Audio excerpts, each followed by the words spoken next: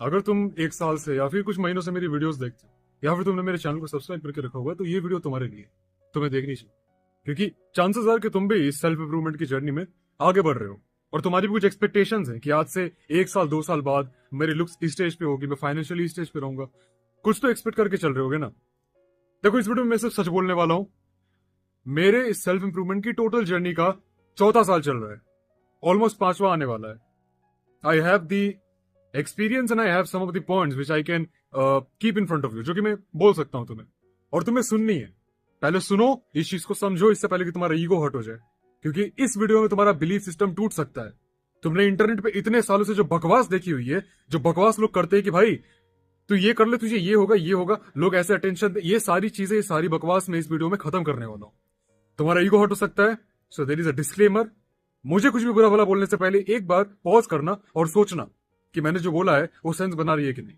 और तुम्हारा भी कुछ ओपिनियन तो उसे शेयर कर सकते हो। I am open to criticism and stuff. देखो मेरे भाई, मुझे पता है कि तुम सेल्फ इंप्रूवमेंट में बहुत सारी चीजें करते हो।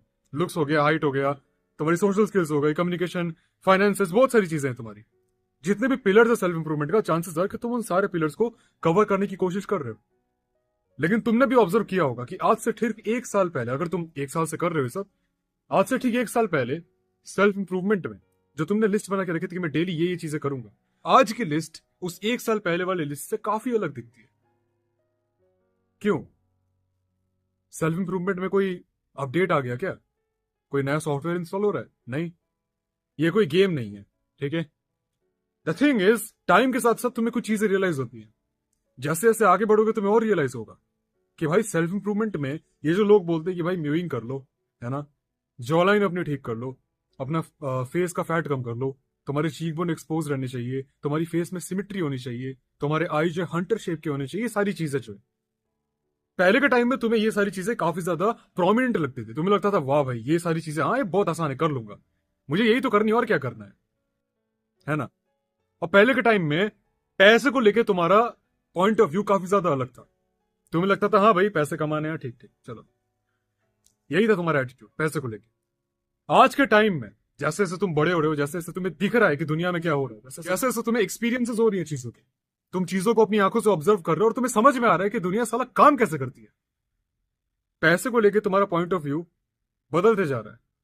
हो सकता है आज से एक साल पहले वो तुम्हारी सेल्फ इंप्रूवमेंट की लिस्ट में सबसे नीचे था, या लाइक 5th या 6th नंबर पे था। आज के टाइम में देयर आर चांसेस कि वो सेकंड, थर्ड या इवन फर्स्ट नंबर पे भी हो सकती है, एंड इट्स एब्सोल्युटली फाइन, कोई दिक्कत नहीं है उसमें।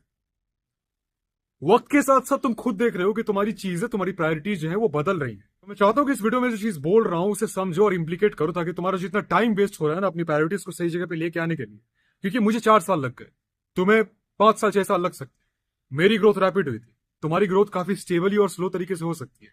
देखो भाई, कुछ चीजें बताता हूं, और आज के टाइम में यही मैटर करती है। हो सकता है आज से 3 साल बाद जब मैं फ्यूचर में इसी वीडियो को देखूं, इस लिस्ट को चेक करूं, हो सकता है मेरे ओपिनियन थोड़े से बदल जाए। देखो, मैं पत्थर की लकीर नहीं हूं। तुम भी ग्रो कर रहे हो, मैं भी ग्रो कर रहा हूं, हम सब ग्रो कर रहे हैं। और ग्रोथ का मतलब ये होता है कि हम नए नए नॉलेज को इक्विप कर रहे हैं, नई नई चीजें सीख रहे हैं, हमारा ओपिनियन चेंज होता है, उस चीज के बेसिस पे अफेक्ट होता है, और हम दुनिया को हर दिन एक नए नजरिए से देखते हैं। इतनी सी बात है।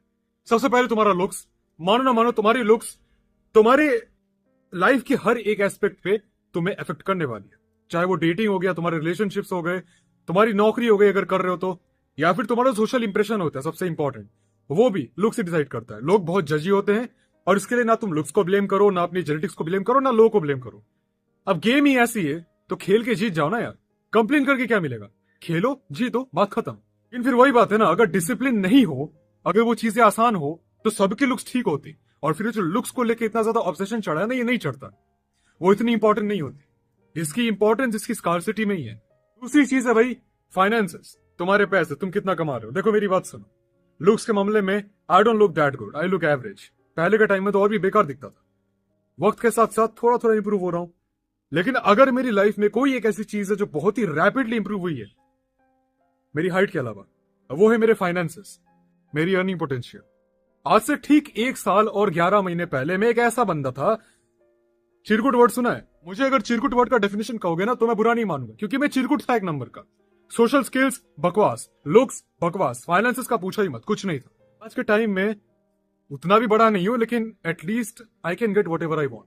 आज से 1 साल पहले जिन चीजों को देख के मैं सोचता था कि भाई काश ये चीजें मेरे पास होती, आज वो मेरे टेबल पे पड़ी है and I do not give a single shit about that. इसलिए कह रहा हूं तुम्हारे फाइनेंसेस तुम्हारी लाइफ को यूं चेंज कर सकते हैं। तुम्हें जो भी चाहिए मिल सकता है। तुम्हारे लुक्स में भी अगर तुम्हें दिक्कत होती है तो तुम सर्जरीज वगैरह करा सकते हो and at the end of the day you will look much better. अब सर्जरी कराना या नहीं कराना है तुम्हारी मर्जी है, मैं कुछ नहीं कह रहा इसमें। फाइनेंसेस तुम्हारी लाइफ की लिटरली हर एक चीज को डिफाइन करती है, तुम्हारे फ्यूचर को, तुम्हारी स्टेबिलिटी को, इवन तुम्हारी मेंटल हेल्थ को भी। मुझे अभी भी याद है जब मेरे बैंक में जीरो थे, जीरो, एब्सोल्यूट जीरो, काफी एंशियस रहा करता था मैं, क्योंकि मेरे पास फाइनेंशियल पावर बिल्कुल भी नहीं थी। आज के टाइम में your finances will directly affect your confidence, the way you present yourself and the way you carry yourself in public। और वो चीजें लोग सेंस कर सकते हैं। तुम्हारा कॉन्फिडेंस, इवन सेल्फ कॉन्फिडेंस भी लोग देख सकते हैं, उन्हें दिखता है, आंखें हैं उनकी, बहरे अंधे नहीं है वो।